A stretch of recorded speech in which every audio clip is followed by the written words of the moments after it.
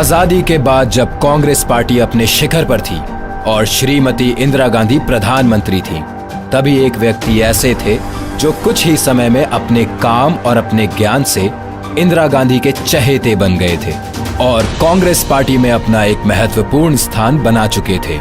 और वो है श्री प्रणब मुखर्जी, जिन्होंने काफी संघर्षों से ये स्थान हासिल किया है। श्री प्रणब मुखर्जी ने सिर्फ एक ही चीज को महत्व दिया है और वो है देश की सेवा। प्रणब मुखर्जी का जन्म 11 दिसंबर 1935 में बंगाल के वीरभूम जिले के मिर्ती गांव में हुआ था। इनके पिता का नाम कामदा किंकर मुखर्जी था।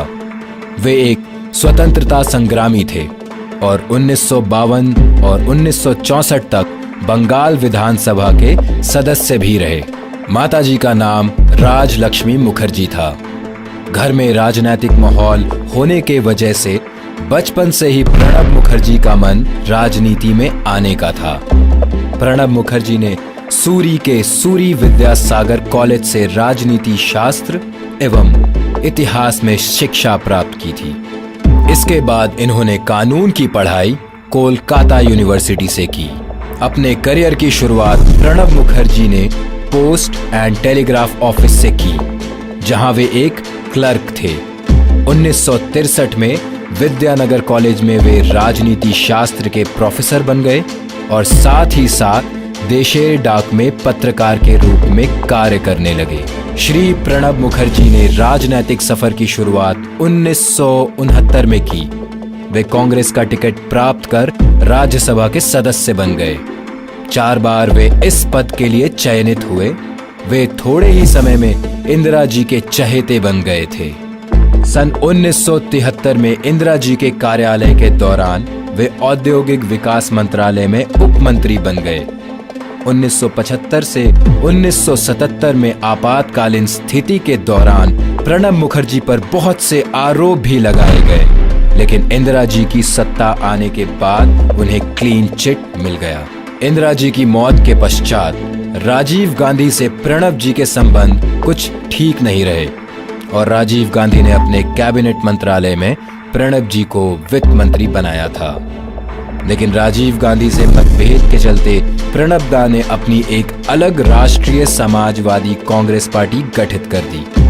1985 में प्रणब जी पश्चिम बंगाल कांग्रेस समिति के अध्यक्ष भी रहे।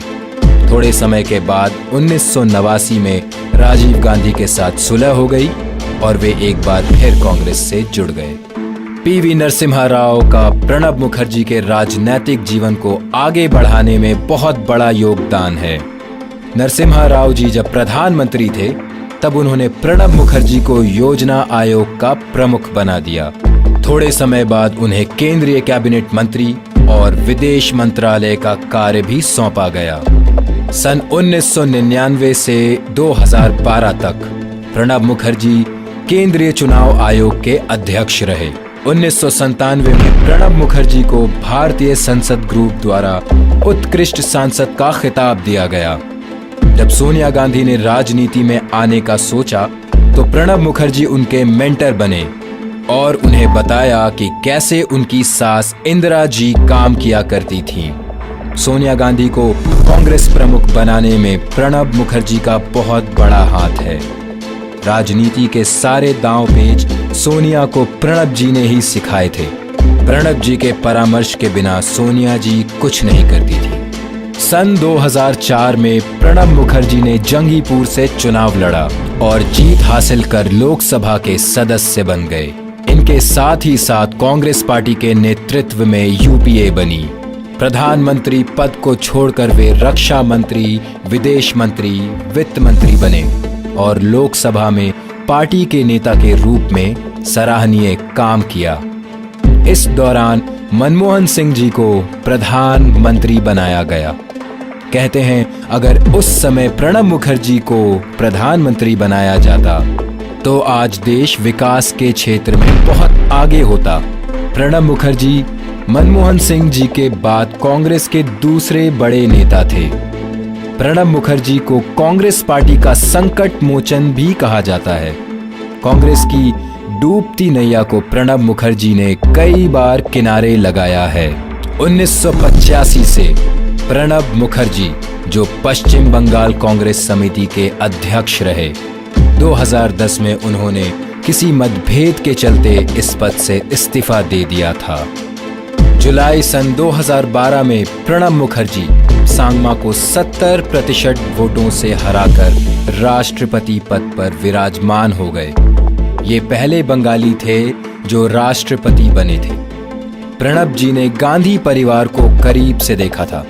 उनका इंदिरा गांधी से काफी करीबी रिश्ता था, जबकि राजीव गांधी के साथ उनके रिश्ते कभी अच्छे नहीं रहे। इसके बावजूद उनकी पत्नी सोनिया गांधी से प्रणब जी ने अच्छे संबंध रखे और राजनीतिक जीवन में उनका साथ दिया।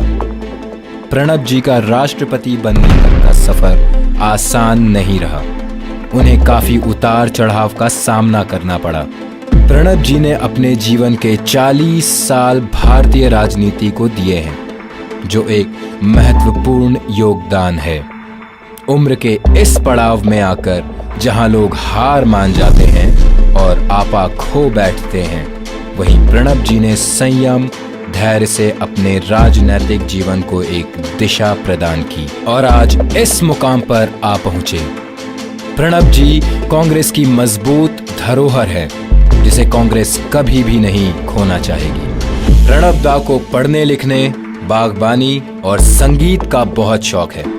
उनके द्वारा लिखी गई किताबों में emerging dimensions of Indian economy, saga of struggle and sacrifice, challenge before the nation शामिल हैं। प्रणब दा को देश के दूसरे बड़े सम्मान पद्म विभूषण से सम्मानित किया गया।